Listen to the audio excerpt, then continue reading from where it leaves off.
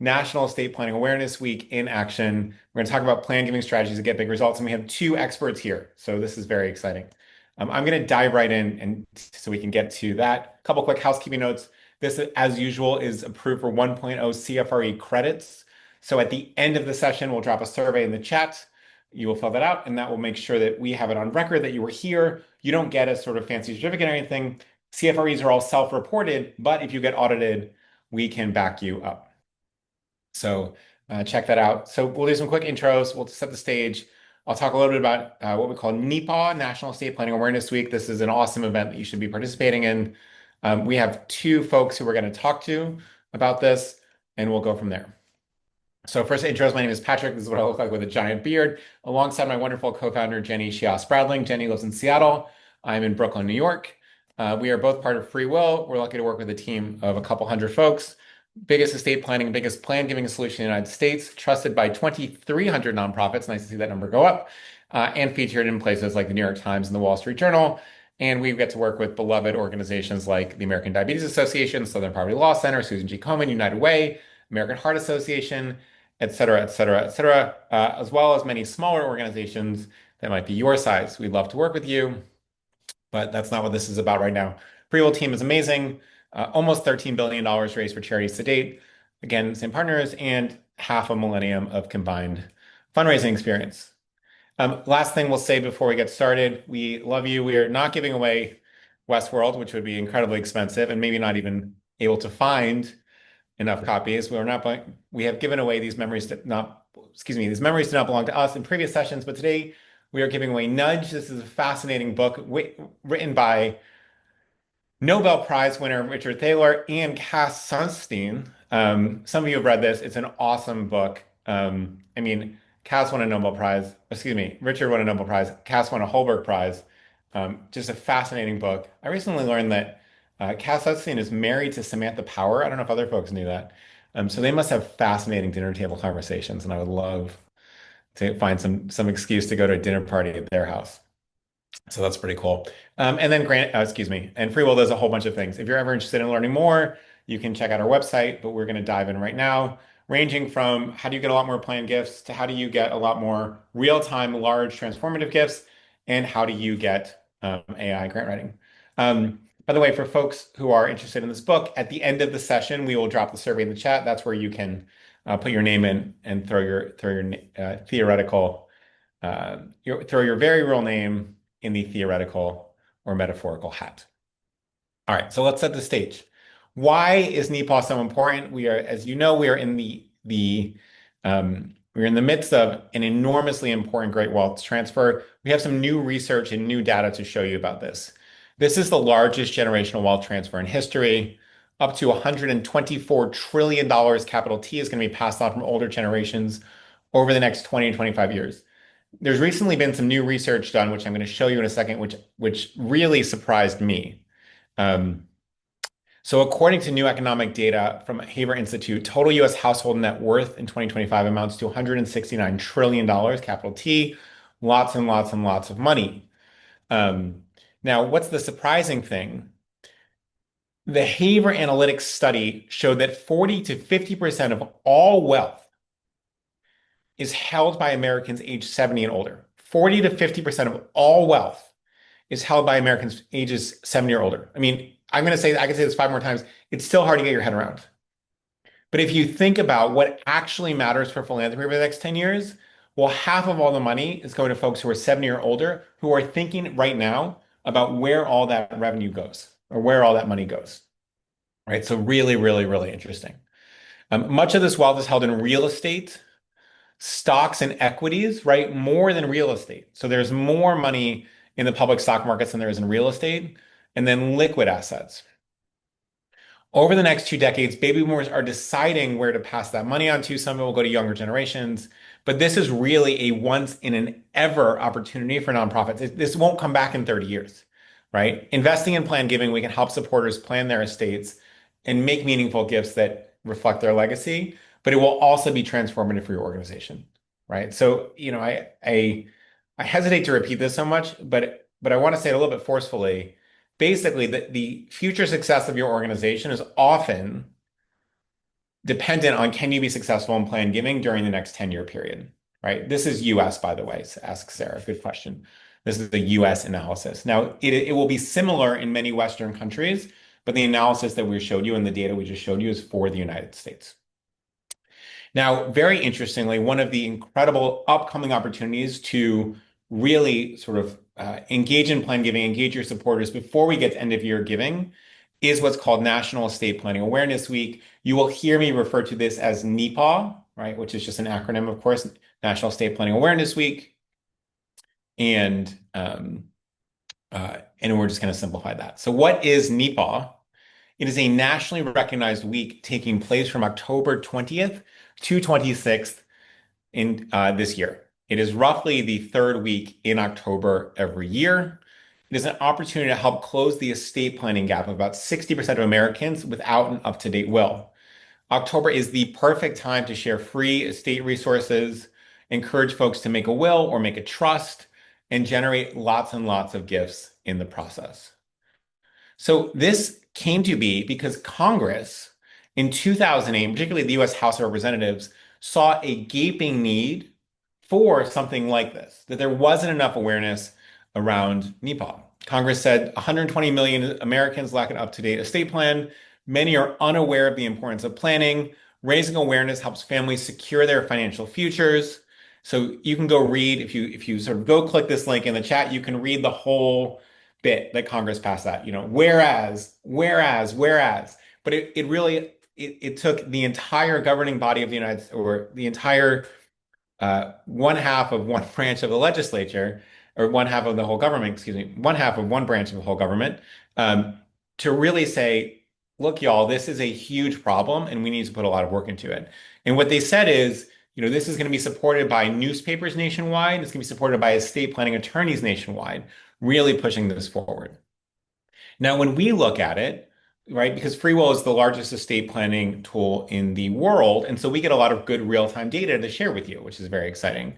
What we see is you see a big spike around October. The other big spike is happening right now in Make a Will Month, right? So these aren't mutually exclusive. You can do both. Last NEPAW, we saw a 415% increase in traffic in terms of people coming to make estate plans. More than $50 million was raised in new bequests, right? So FreeWill Partners secured more than 50 million. This is also super important. So let's dive in. And rather than me tell you how to make the most of this, we have two world-class experts who are joining us today. So the first is Sara Tetzloff. She is the marketing and PR director at the Freedom from Religion Foundation. She holds a BA in journalism, strategic comms from University of Wisconsin-Madison, one of the great colleges in America. Another MBA from a different UW in Whitewater. She brings 10 years of marketing experience in PR, social media, and digital strategy. She used to lead the Polio Plus comms at Rotary International, and many of you know how important that is. She also ran digital marketing at Bell's Brewery and New Belgium Brewing. I will say that if you want a great marketing person, a beer marketer is a great marketer because honestly, and you might hate me for saying this, a lot of beers taste the same. So you have to be really good at marketing to sell your beer, right? Now she oversees FFRF's multimedia marketing, and she combines her expertise with a cause she's super passionate about. So welcome, Sara. We're so glad to have you here.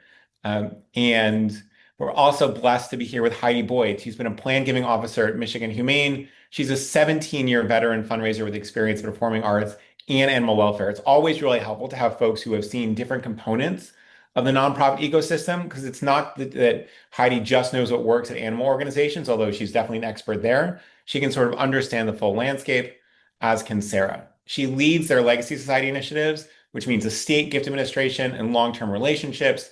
She oversees a Legacy Society of nearly 475 members, right? Michigan Humane is a great organization. It is not a massive nationwide organization, and yet she has nearly 500 people in the Legacy Society. She's a Midwesterner at heart, like many of you. She was born in Milwaukee. Now she lives in the great city of Detroit. She has a husband, 3 kids, one fur baby, a giant orange tabby cat named Fozzie, who rules the roost. Are we getting a Fozzie appearance today, Heidi? I am actually at the office in person, so he doesn't Uh, hog the show. So I apologize. all right. We will, next time we'll have you back and we can get some Fozzie appearances. Sara, before we start, what's making you happy today? We are experiencing some like end of summer, early fall weather in Wisconsin today, and I am here for it. The summer has been so wet and so hot and just like not nice that I'm ready to welcome in a new season. And Heidi, what's making you happy today? So I dropped in the chat earlier, but I have been really into the hummingbird activity on my deck this week. I feel like they're really stocking up before the end of summer. So I drop everything every time somebody in the household says, "Oh, hummingbird," and I run to the deck. That is amazing. One thing I love about hummingbirds is that their hearts beat up to 150, 160 times a minute, and that actually heartbeats are inversely correlated to size. So if you were a Mm. dinosaur, which most of you have not seen, you would have and like a brontosaurus or brontosaurus apparently not real anymore, but the other large dinosaurs beats like 6 times a minute. It's sort of wild, and you get the smaller animals are really going nuts. All right, enough of that. Maybe Heidi, we'll start with you. Can you just tell us a little bit about your plan giving program and what your goals are? And that will help us sort of put into context a lot of the strategies and tactics that you use. Yeah, absolutely. Well, first of all, thank you so much for having me here. Michigan Humane, I'm the planned giving officer here at Michigan Humane, and we are about a $25 million annual operating budget. So, as Patrick said, we're not a big national, we're not even a big statewide organization. We primarily serve Southeast Michigan, so Metro Detroit and the counties right around it. So, of that $25 million, about a third of that comes from estates annually. So we've got a large volume of estate gifts realized. We're almost a 150-year-old organization. We're about to celebrate our 150th in 2 years. So as a result, we've been around a long time. We've been a presence in people's lives for a long time. And we receive a lot of passive estate gifts, which is a blessing. It's a wonderful thing.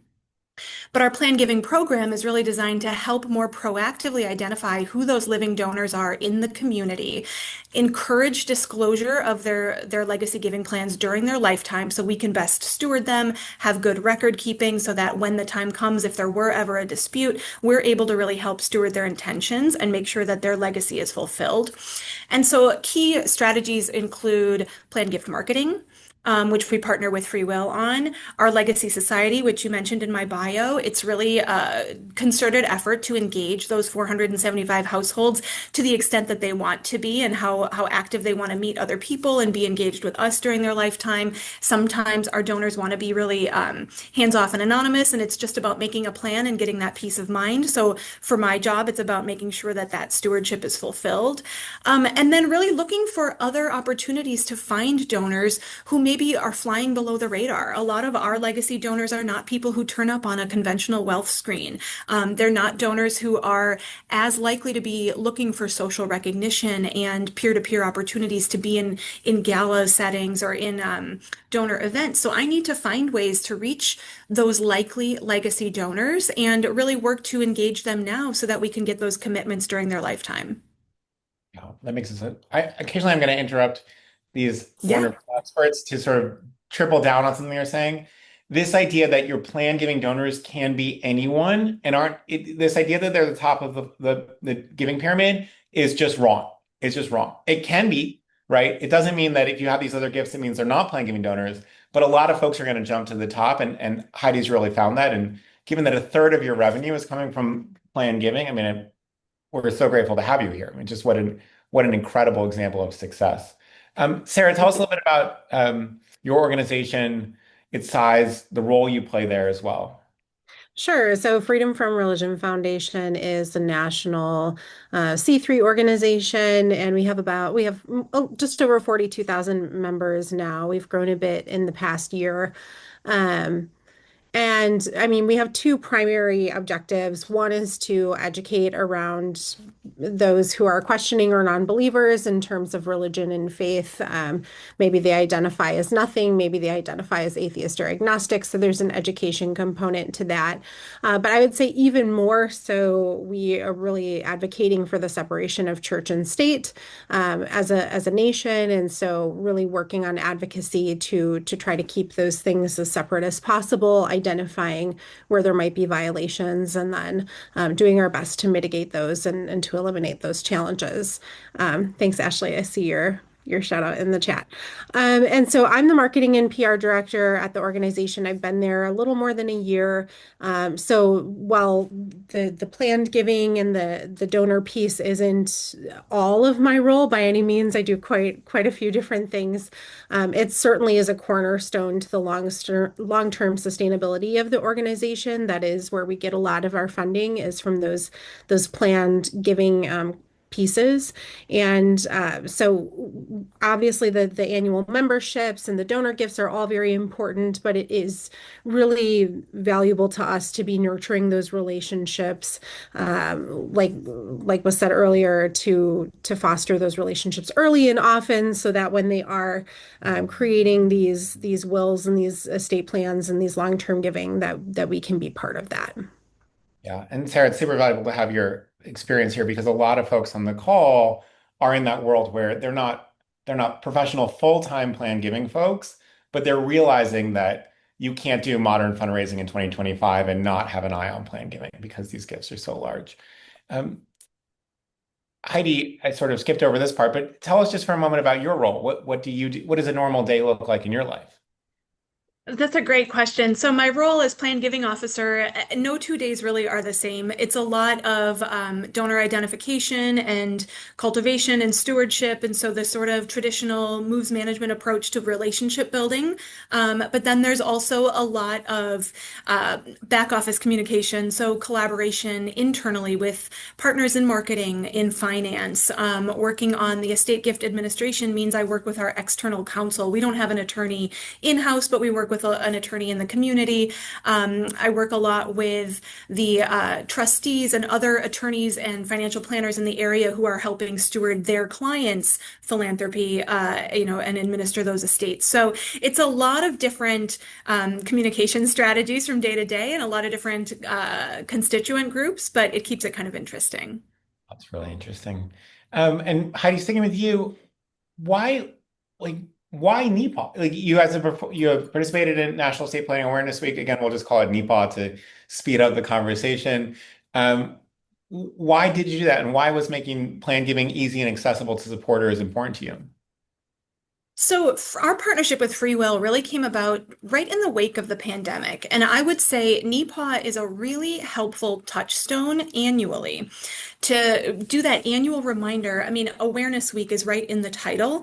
And as much as I talk about this stuff every day, and many of my Legacy Society donors have already thought about these things, and some prospects might have slightly considered making an estate plan, that awareness building is so important. So, to be able to have that annual on the calendar cadence that we come back to, and then we repeat that messaging, and we refresh it each year, but it helps donors who maybe have been a little bit hesitant to have something that reminds them, oh, that's right.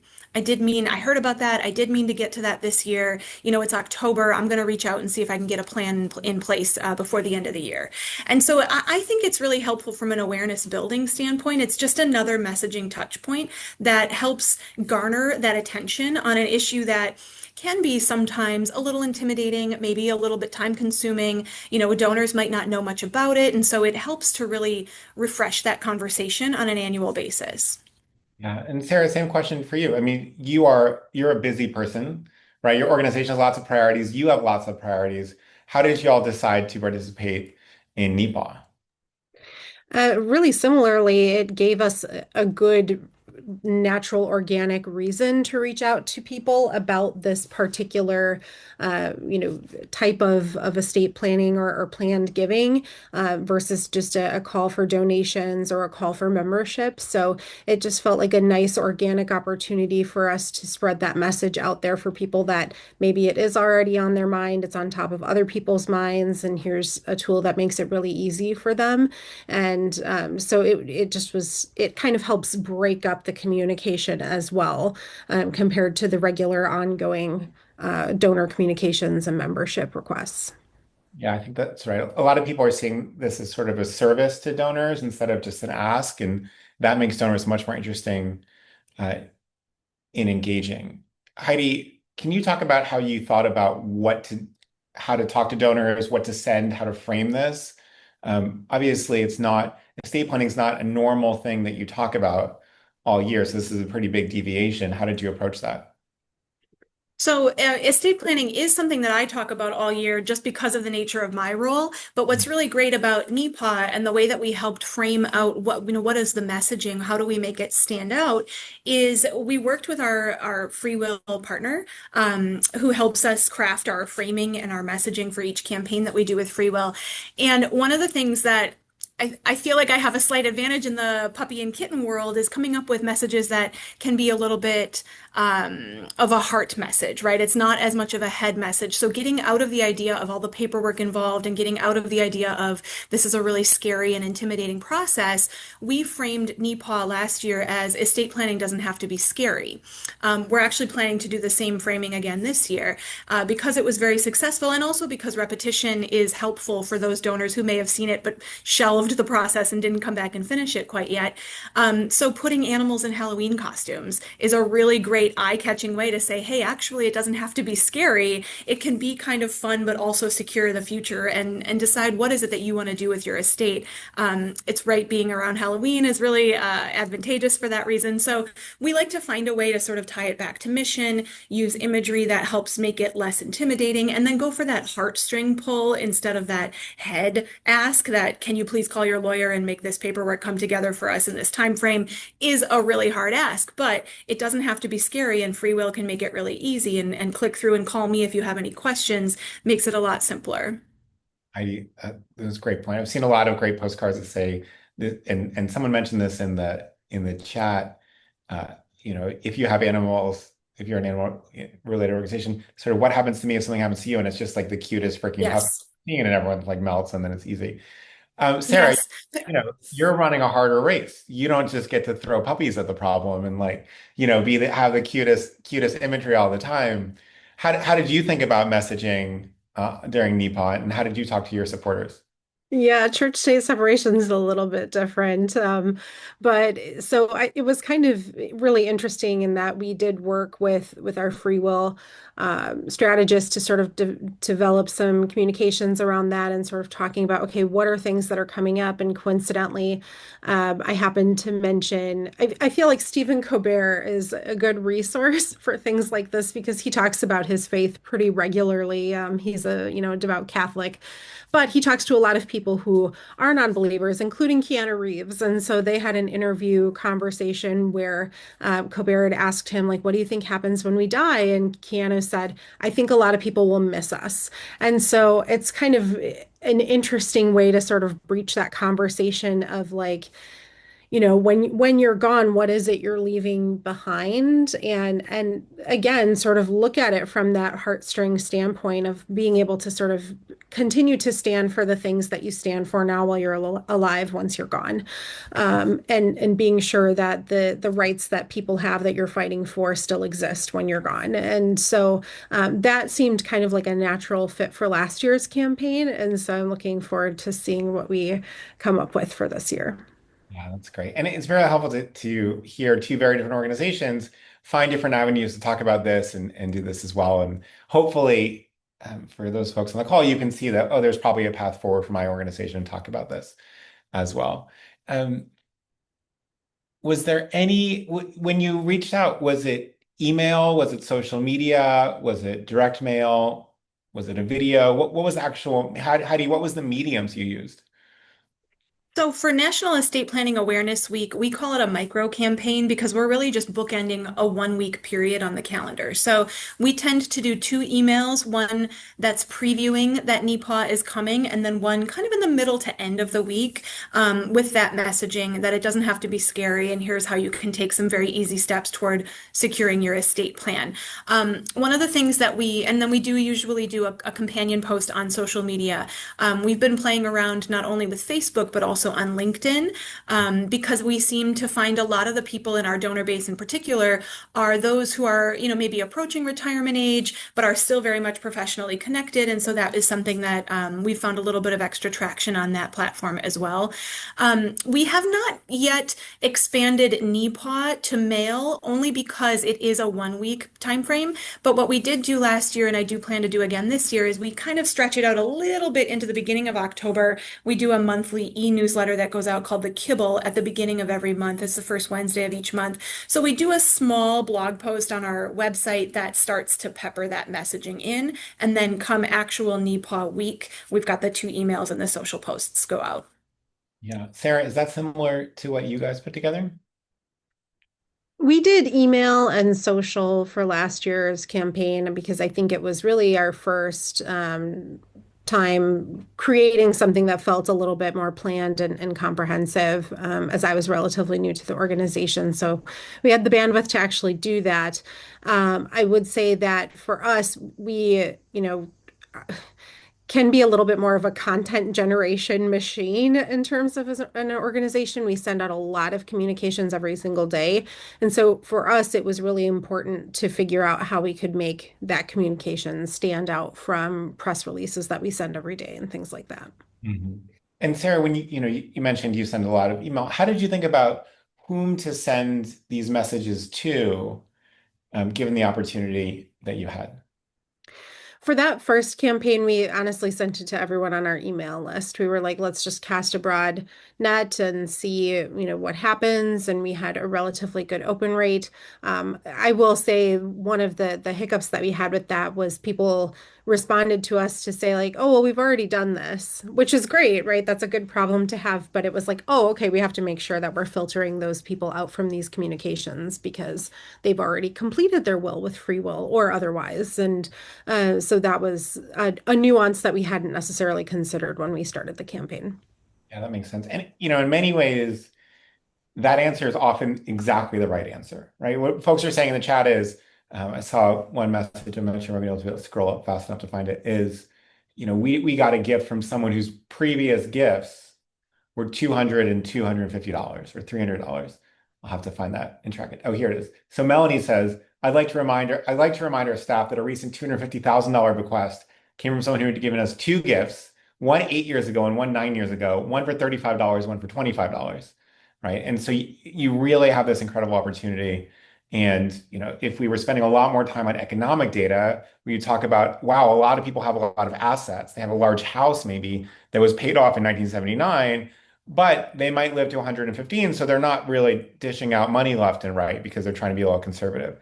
And so you have these enormous opportunities. And last week, we dug deep on some plan giving report data, which showed, really it's folks without kids and potentially never married who are going to be giving these enormous gifts, more so than folks who are just very well to do. Heidi, how did you all think about segmentation? So we do cast a pretty wide net for NEPA. Again, I think because of the nature of the fact that it's just the one week and it's an awareness building campaign. So we're not doing as much targeted messaging around NEPA specifically. Although it hits a couple different subscriber groups based on how people engage either through Facebook or LinkedIn, or if they're subscribed to the Kibble e-newsletter that I mentioned before, the emails go to our broad list. That kind of goes out to everybody. We do try to, though, and I'm glad that Sarah mentioned it, we do try to suppress our current Legacy Society list from those specific requests because I don't want to over ask those that say, well, I thought I already got this in my plan. But it's also a nice touch point to say thank you so much to rustle them out. We do a lot more segmentation for other campaigns throughout the year, really to test things. So Make a Will Month that we're currently doing, we've done a little bit more segmented targeted messaging. We did a postcard mailing in July leading into Make a Will Month. So because we had the luxury of time, we had about a 6-week window there. We did a lot more segmenting and looking at our prospect list based on the giving patterns that you just mentioned. Actually, we find that to be true for most of our legacy donors are falling in very specific giving patterns, but it is modest giving, it's annual giving, consecutive years of giving. So we target people based on those types of giving patterns, analyzing what our current Legacy Society donors' giving habits are, and then looking for other segments that we can extrapolate might have similar beliefs and behaviors. But for NEPA, no, we cast a pretty wide net. That's right. I mean, another way to think about this is send it to everyone in your email list who you believe is mortal, right? Like, who might need an estate plan, and that is everybody. It's not the absence of segmenting, it's just that actually everyone on the list could be a good fit unless you already know that they've already made this plan. So that's really smart. Sarah, and then Heidi, building on your success from last year, is there anything you're adding on additionally this year that you want to, I mean, it's nice to see that momentum. And one thing, interestingly, we see from all our data is that sometimes people say, oh, if I do it the first year, I'm going to run out of prospects. And most people are more successful in subsequent years. Yeah, that's Yeah, a great I can. perspective. Go ahead, Oh, Heidi. go ahead, Sarah. Go ahead. I would say that it has been more and more successful each year, to your point, that we've been partnered with FreeWill, and we're in year 4 now. I think this might be our 5th NEPAW. And so as a result, I think that just that steady drumbeat of messaging helps remind people who may have seen it 2 years ago, started an estate plan, life happened, they never came back and finished it. It helps to sort of rustle some of those leaves a little bit. And I also think that the consistency, because again, I talk about this stuff all the time, but when you think about my donors, their lives are very complex, and Michigan Humane is just a piece of it. So they're not necessarily seeing or thinking about this every single day and month and week. And so it's helpful to have that, oh, that's right. It doesn't have to be scary. I'm going to get over that fear of mortality, and I'm going to reach out and have that call and say, hey, I really do need to get this done. So any kind of consistency that we can do, I think will help, and probably adding a social post here or there. Sometimes we tweak with the timing of the email send based on what else is going on, but we're pretty consistent in our delivery of the campaign. Yeah. Sarah, anything new you're adding this year? Yeah, I think to Heidi's point, yes, year over year, it's bound to be more successful because of that exact reason. I think for this year, we're planning to just add a little bit more testing too. So doing some A/B testing to the emails so that, to gauge if people are opening them, great. If they're not opening them, can we send them sort of a little bit of a push reminder? And how can we kind of target and tailor those communications to make it feel like a unique experience for those people? Hmm. Yeah, that's great. That's really smart. Some folks asked for a an example of something that went out. So in a few moments, I will show an email example from a different organization because a lot of people are asking about that as well. We've spent a lot of time on National Estate Planning Awareness Week and sort of showed all the value of that. But a lot of people are also thinking about just dipping their toes in the water in plan giving generally. And both of you all have been very successful, again, without the endless resources.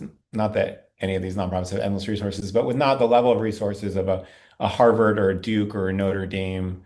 Um, how did you all like what role, Heidi, you mentioned it does a third. How does your organization approach plan giving and why has it become so valuable? So, planned giving overall is just such a valuable way for donors to engage with Michigan Humane because it tends to be a slightly more modest donor that might not be showered with attention through our typical major gift portfolio. They may not be those who attend our annual brunch gala, which, comes with a pretty hefty price tag to attend. But animals are really powerful windows into people's lives and souls, and something that animal lovers really do care and feel very passionately about. And so we find that planned giving is a way to help have those meaningful conversations with donors and supporters in the community who love animals, who may not, as you mentioned before, have family that they're leaving, an estate to, but they want to know that they've made an impact and they want to make the world a better place. And animal carers tend to want to have that inclination. There's that empathy, there's that compassion. So they want to leave the world better, particularly for those who don't have a voice. And that's something that a lot of our animal folks tend to feel very strongly about. So planned giving is a really powerful way to have those conversations with donors for whom they might not think of themselves as a donor because they don't necessarily have the high net worth portfolio. They may not be thinking philanthropically in other cash giving in their lives, but might be those who are inclined to give of time. Our volunteers are there's a significant crossover between volunteers and Legacy Society members.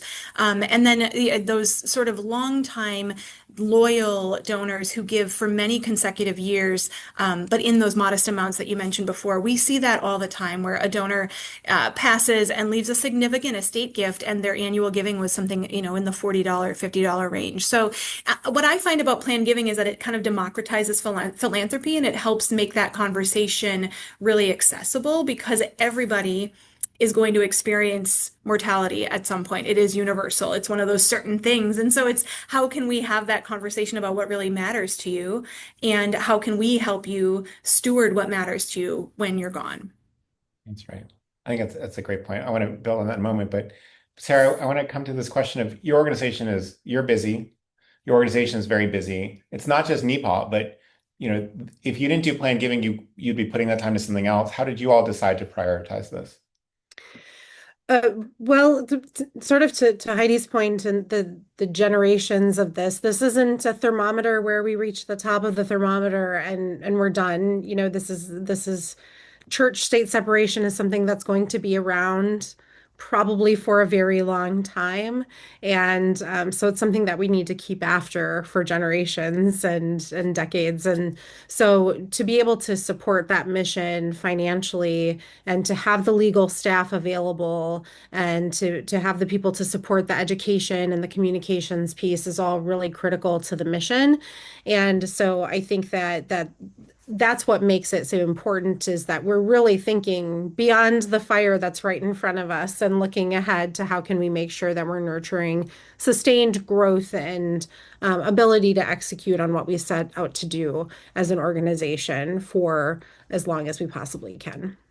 I think that's right. And one thing that Heidi mentioned and that Sarah mentioned is like if you think about the role that your organization plays, not just in the world, but in the lives of the donors, right? And and in many cases it's sort of a related cause that plays the role, and you happen to be the organization. So if you're Heidi, a dog or a cat or a different pet may be a part of someone's life, and they want to reflect that through a gift, right? And I often think about what are the things you live with for a while? Maybe some of you work in higher ed, 4 years or more, right? Spent, and that was a huge part of one's life, right? It could be religion, it could be freedom from religion, right? These are elements of what is part of someone's life. It could be something like breast cancer research or the American or diabetes, right? Where it's a part of my life. Whether it's a part of my life, for me, my younger brother has type 1 diabetes.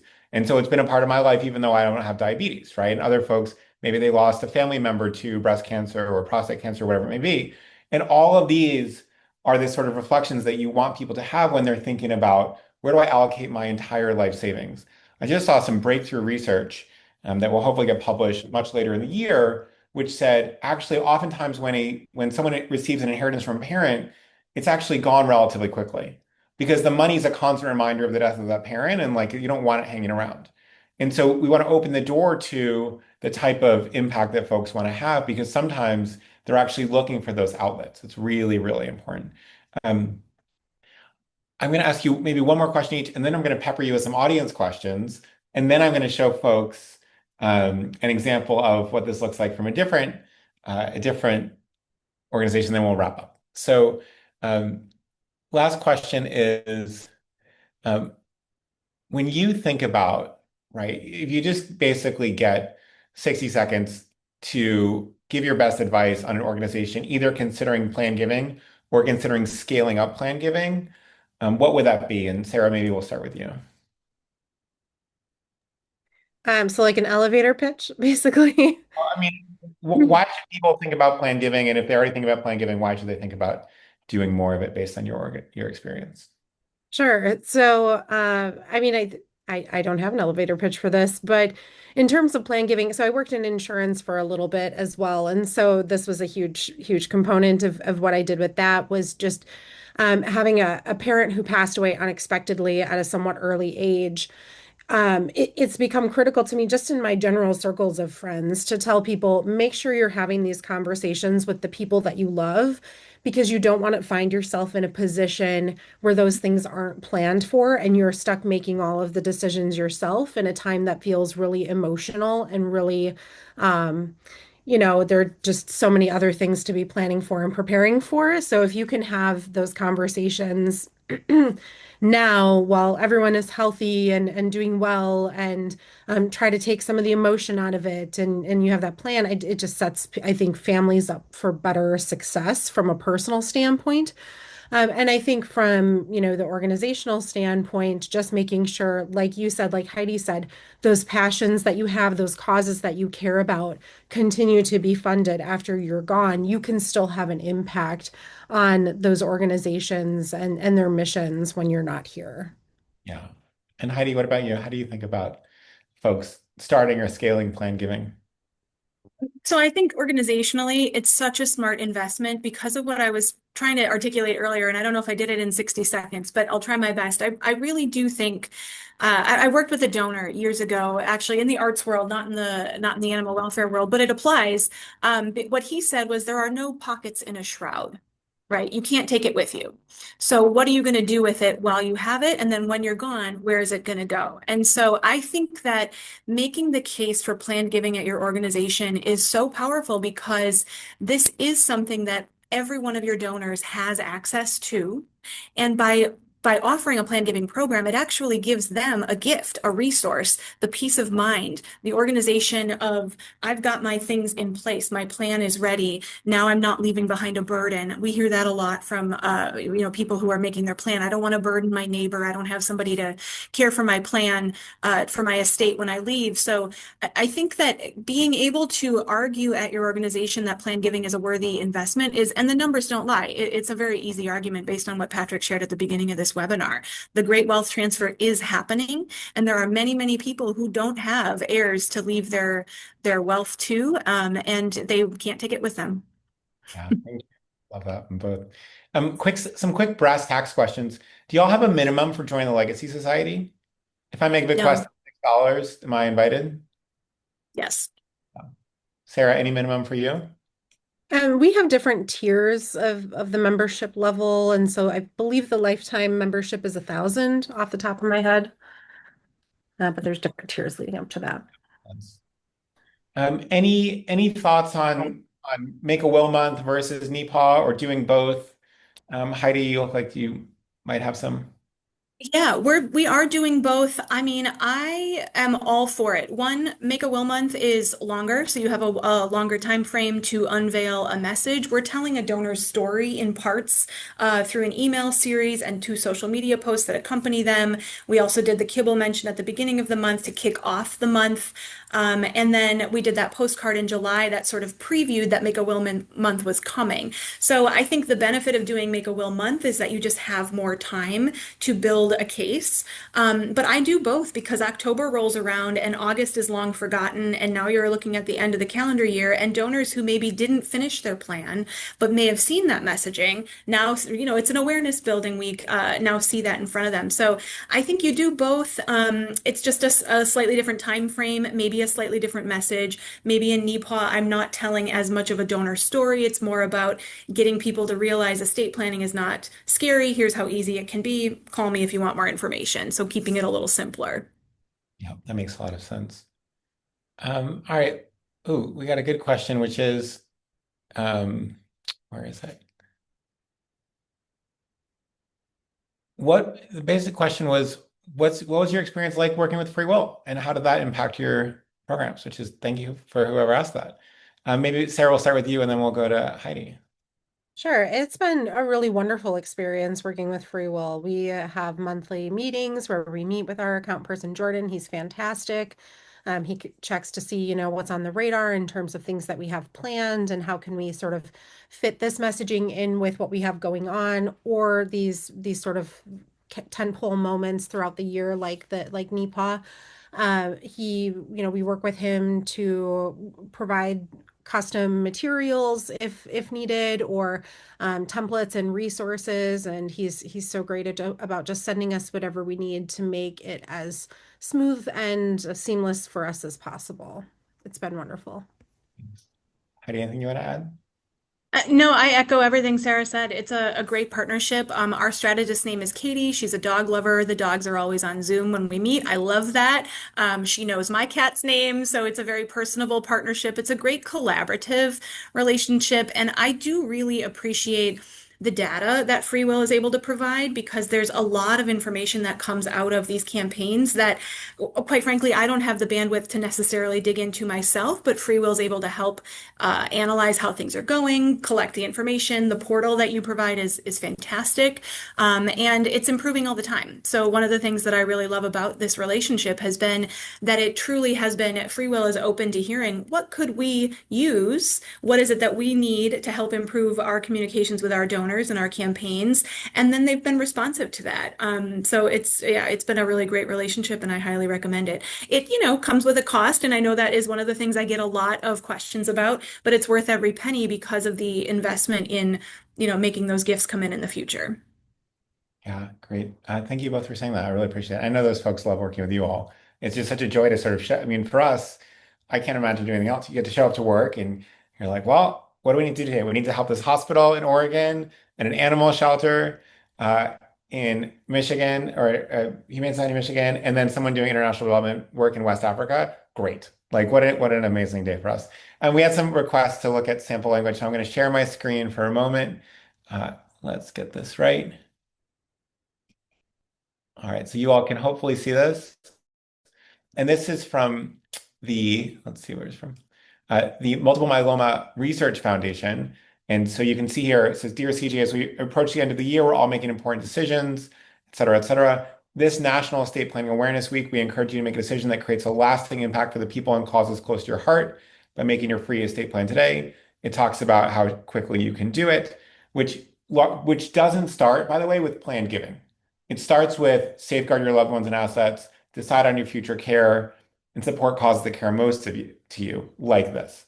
So charitable giving is a component of it, but it is important to remember that for most people, charitable giving is not the number one reason to do estate planning for virtually everybody. And then it talks more about the role that MMRF has done, et cetera, et cetera. But you can see a little bit of what this looks like, and we'll share the slides afterwards for folks that want to spend some more time reading this, et cetera.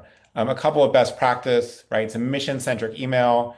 It's what we call a very soft legacy ask. It's, hey, you should make an estate plan. If you want to include us, great. If not, we still love you, right? And that actually results in more gifts than, hey, give us a charitable bequest.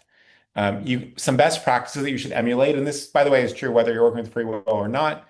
You want an engaging email header graphic. You have a clear call to action. You have accessible language. This is one of the most important things in plan giving. Sometimes we fall into sort of accounting speak when we do this. Be a human, talk to a human. Things like making a gift in your will is much more important than making a charitable bequest, right? And the research that we've seen bears this out. Again, the soft legacy ask, it connects to the goal and the long-term goal. So you can't say, please help us, this Christmas is really important to the food bank. Please make a charitable bequest. Well, that doesn't make any sense time-wise. So you want to talk about, feeding families in the community for generations to come. That's really important. All right. So actually, let's go back. A couple of very quick housekeeping notes.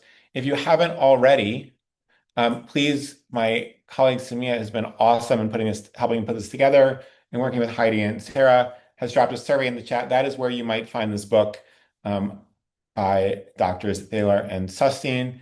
Our next webinar is not next week. Happy Labor Day. The following week, we're going to talk about how to refresh your direct mail strategy for a stronger year end. So this will be really interesting for folks that are probably putting this together right now. We have special guest Josh Alcorn of the Nonprofit Storytelling Conference. He is the overlap of incredibly smart and lots of fun to listen to, which is really the folks that we like to have here. I would say that Heidi and Sara fall in that category as well. And so join us in 2 weeks for that. What's new in direct mail, how to design better appeals, and some really, again, sort of tactical real world examples that you can learn from rather than just sort of speaking in the theoretical. And with that, if you're interested, that's all we got. So fill out the survey if you haven't already. But before that, or as you do that, please just join me in welcoming or thanking Heidi and Sara. I mean, this is truly outstanding to hear real life examples of folks who deal in imperfect circumstances with busy days, right? Managing complex priorities in vastly different portions of the nonprofit universe, and yet are excelling in their own way. And you can see the sort of thoughtfulness and care and expertise that they brought to this. And by the way, I'm sure they'll tell you, neither of them were born a plan giving expert. Maybe you were, but I don't think so. And have sort of been relentless learners along the way that have gotten them to not just this career success, which is awesome, but also just this astonishing results for their organizations. And I think it's just something we can all aspire to. So Heidi or Sarah, anything you want to say as we wrap up and we send people into the beginnings of fall? No, thank you so much for having me. I really appreciate being part of this today.